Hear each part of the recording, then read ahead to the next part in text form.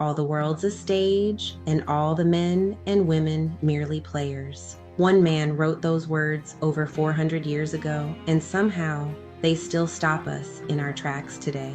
William Shakespeare, a glover's son from a small English market town who became the most performed playwright in the history of human civilization. But here's the question nobody's asking. What if Shakespeare's genius wasn't just talent? What if it was written into the very architecture of his energy, his unique blueprint, from the moment he took his first breath? Today, we're reading the energetic design of the bard himself through the lens of human design. Human design is a modern synthesis of ancient wisdom systems and quantum physics developed in 1987. It maps your unique energetic blueprint, how you're designed to make decisions, use your energy, and ultimately fulfill your purpose. Now, an important note before we dive in.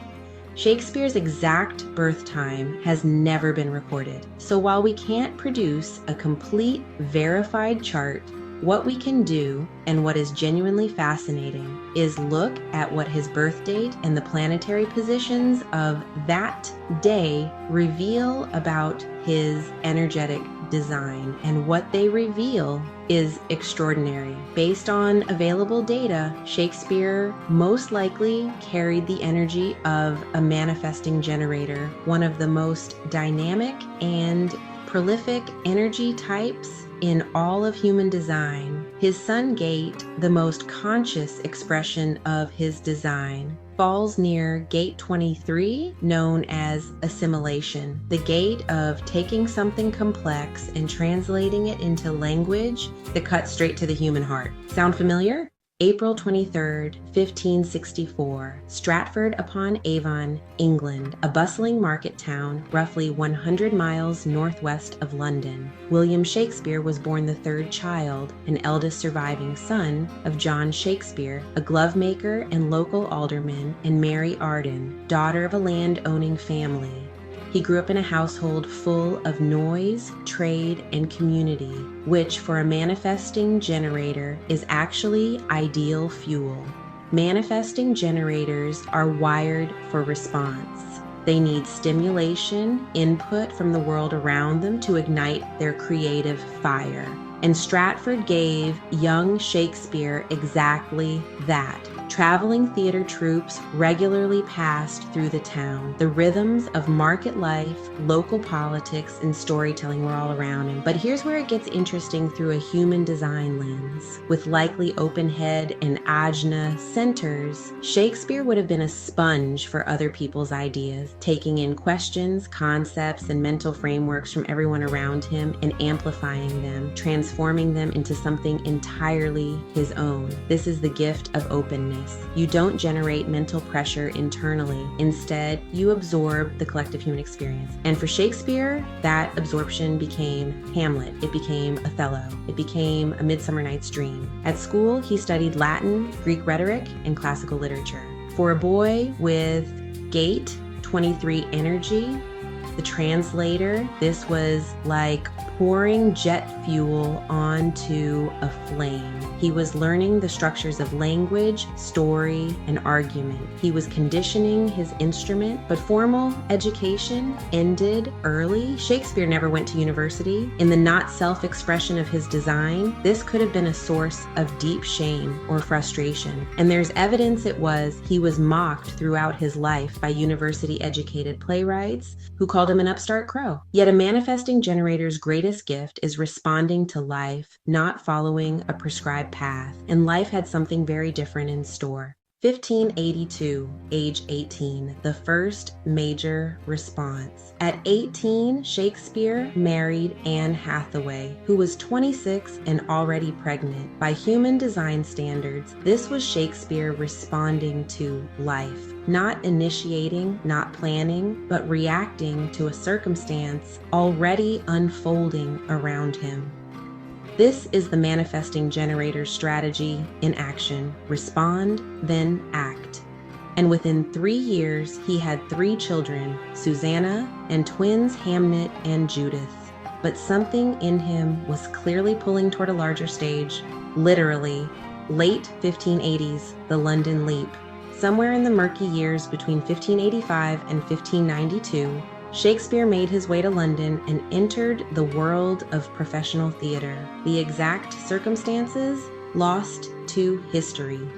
But what we know is that by 1592, he was already established enough to be attacked in print by a rival playwright, Robert Greene, who called him an upstart crow. In human design terms, this is textbook line 5 energy, the heretic. The 5th line is always projected upon. People either idolize you or resent you. They see in you what they need to see, savior or threat. And Shakespeare attracted both in equal measure for his entire career. Ages 28 to 30, the first Saturn return. Around 1592 to 1594, right at his Saturn return, Shakespeare faced what may have been his darkest trial. The plague swept through London. The theaters were closed for nearly 2 full years. His primary income evaporated overnight. For most people, this would have been a stopping point. For a manifesting generator living out of alignment, trapped in frustration, it could have meant defeat. But Saturn returns don't break us. They clarify us. Forced away from the stage, Shakespeare turned to poetry. He wrote Venus and Adonis and The Rape of Lucrece, both dedicated to the Earl of Southampton, his new patron. These works became runaway bestsellers. He responded to constraint with creation. This is what alignment looks like in action. When the theaters reopened, Shakespeare didn't just return, he dominated. He became a founding shareholder of the Lord Chamberlain's Men, one of London's most powerful acting companies. This is the defined sacral center at work, the engine of sustainable, committed, creative energy. Manifesting generators with a defined sacral don't just work hard, they work in deep, focused bursts of response. And when they find the right channel for that energy, they become unstoppable. In roughly a decade, Shakespeare wrote some of the most enduring works of human expression in any language. Tragedies, comedies, histories, romances. This is the hallmark of a manifesting generator in full, glorious alignment. Multi-passionate, impossibly prolific, leaping between channels of interest at breathtaking speed. And Gate 23, his sun gate, is singing at full volume. Every play translated the unspeakable complexity of human experience, jealousy, ambition, grief, love, madness, into language that a penny-standing groundling and a queen in her royal box could both understand and feel simultaneously. Age 42, the Uranus opposition. Around 1606, Shakespeare reached his Uranus opposition, the midlife transit that disrupts, upends, and asks us to shed outdated identities.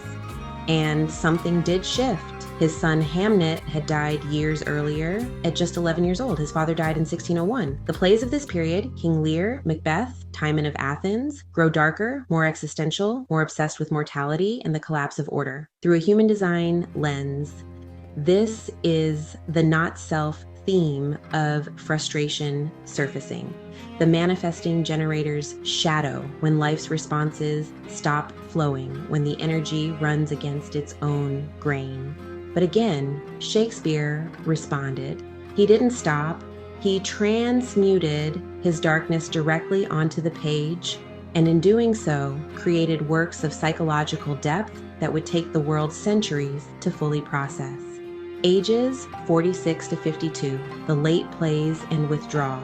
By around 1610, Shakespeare had largely withdrawn from London. He spent more time in Stratford. His final plays, The Tempest, The Winter's Tale, carry a different energy, quieter, more forgiving, more mystical. In The Tempest, his final solo play, the magician Prospero sets aside his powers and declares, "I'll break my staff and drown my book." Many scholars believe this was Shakespeare's farewell to the stage. For a manifesting generator, there comes a time when the sacral energy naturally quiets, not in defeat, but in completion. Shakespeare had responded to every call life had placed before him. Now he rested. He died on April 23, 1616, traditionally his own birthday, at the age of 52. William Shakespeare never heard the words human design. He had no body graph, no strategy, no authority to consult, and yet his life lived in response to the world around him, amplifying the thoughts and emotions of millions through his open centers, translating the ineffable through Gate 23, sustaining decades of creation through a defined sacral engine. Reads like a masterclass in living one's design. This is what we mean by quantum sovereignty, the idea that when you align with your innate energetic blueprint, you stop forcing, stop imitating, stop shrinking. You begin to architect your reality with clarity and power. Shakespeare didn't conquer the world by following the rules of his time. He had no university degree, no noble birth, no powerful family name. He simply responded deeply, consistently, and with his whole being to the creative impulse alive within him. And in doing so, he left an imprint on human consciousness that 4 centuries have not been able to fade. So let's bring this home. Shakespeare's human design story teaches us 3 profound lessons. First, your open centers are not your weaknesses. They are your empathy engines. Shakespeare's openness to the human experience around him wasn't a flaw. It was the raw material of his genius. Second, frustration is data. Every time Shakespeare hit a wall, the plague years, the critics, the grief, he didn't abandon his design. He used the friction as fuel.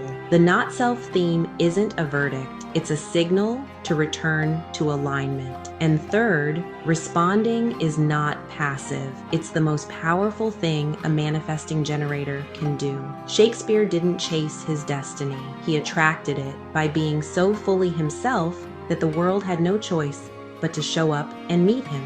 Now here's the bridge to you. While Shakespeare didn't consciously know his design, you can know yours right now, today. Imagine having a map that shows you your unique energy type, your decision-making authority, your open centers, the places where you're most susceptible to conditioning, and your defined channels, the consistent gifts you were literally born with.